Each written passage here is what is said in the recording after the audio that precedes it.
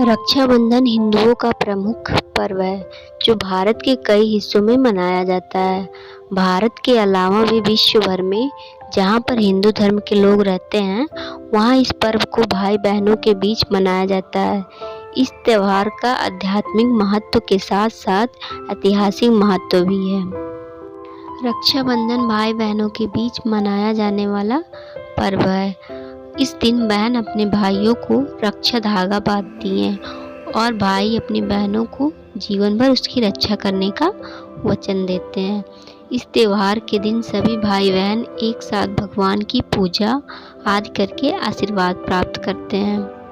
रक्षाबंधन संबंधित कुछ पौराणिक कथाएं जुड़ी हैं जो हम आपको इस वीडियो में बताएंगे। तो चलिए फिर वीडियो शुरू करते हैं। इंद्रदेव संबंधित रक्षाबंधन की कहानी। पुराण के अनुसार दैत्यों और देवताओं के मध्य होने वाले एक युद्ध में भगवान इंद्र को एक असुर राजा बलि ने हरा दिया था। इस समय इंद्र की पत्नी सची ने भगवान विष्णु से मदद मांगी। भगवान विष्णु ने सची को सूती धागे से एक हाथ में पहने जाने वाला वलय बनाकर दिया। इस वलय को भगवान विष्णु ने पवित्र वलय कहा। सची ने इस धागे को इंद्र की कलाई में बांध दिया। तब इंद्र की सुरक्षा और सफलता की कामना की।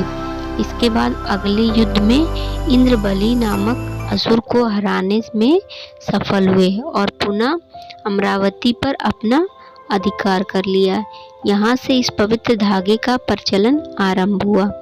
इसके बाद युद्ध में जाने के पहले अपने पति को औरतें यह धागा बांधती थी। इस तरह यह त्योहार सिर्फ भाई बहनों तक ही सीमित नहीं रह गया। राजा बलि और माँ लक्ष्मी की कहानी।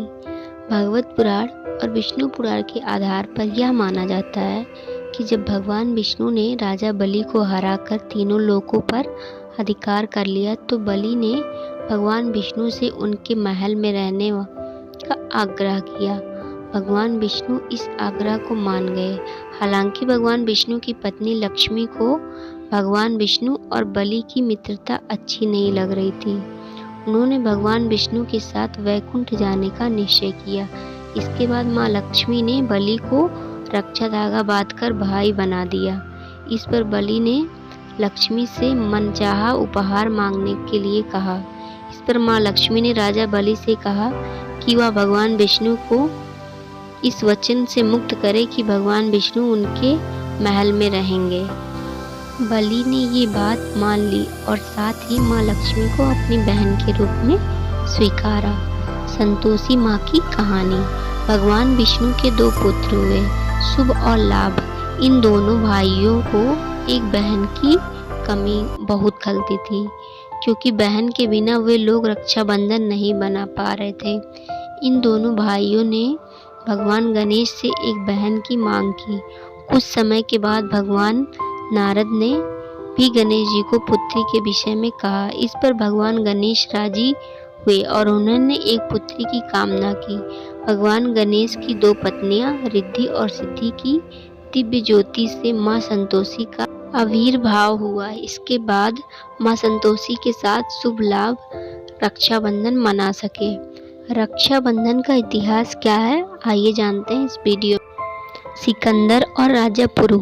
एक महान ऐतिहासिक घटना के अनुसार जब सिकंदर ने भारत में प्रवेश किया, सिकंदर की पत्नी रोसानक ने राजा पोरस को एक राखी भेजी और उसने सिकंदर पर जानलेवा हमला न करने का वचन लिया। परंपरा के अनुसार कैकेयी के राजा पोरस ने युद्ध भूमि में जब अपनी कलाई पर बंधी हुई वह राखी देखी तो सिकंदर पर व्यक्तित्व हमले नहीं किए गए। रक्षाबंधन कैसे मनाए जाते हैं, आइए जानते हैं उसके बारे में। अगर असल मायने में देखा जाए तो इससे ये सबसे पहले लेन देन का व्यवहार खत्म करना चाहिए। साथ ही बहनों को अपने भाइयों को हर एक नारी की इज्जत करे यह सीख लेनी चाहिए। जरूरी है कि व्यवहारिक ज्ञान एवं परंपरा बढ़े, तभी समाज ऐसे गंदे अपराधों से दूर हो सकेगा। रक्षाबंधन का यह त्योहार मनाना हम सभी के हाथ में है और आज के युवा वर्ग को इस दिशा में पहला कदम रखने की जरूरत है। इसे एक व्यापार न बनाकर एक त्योहार ही रहने दें। ज़रूरत के मुताबिक अपनी बहन की मदद करना सही है, लेकिन बहन को भी सोचने की ज़रूरत है कि गिफ्ट या पैसों पर ही प्यार नहीं टिका है। जब यह त्योहार इन सब के ऊपर आएगा तो इसकी सुंदरता और भी अधिक निखर जाएगी। कई जगह पर पत्नी अपने पति को राखी बांधती है, पति अपनी पत्नी को रक्षा का वचन देता है।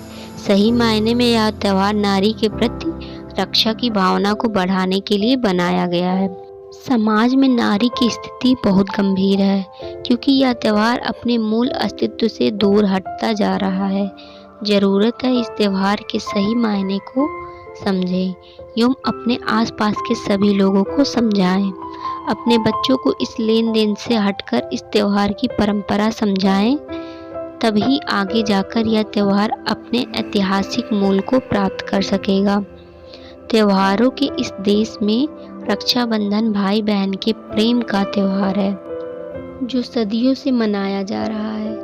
रक्षाबंधन श्रावण मास की पूर्णिमा को मनाया जाता है।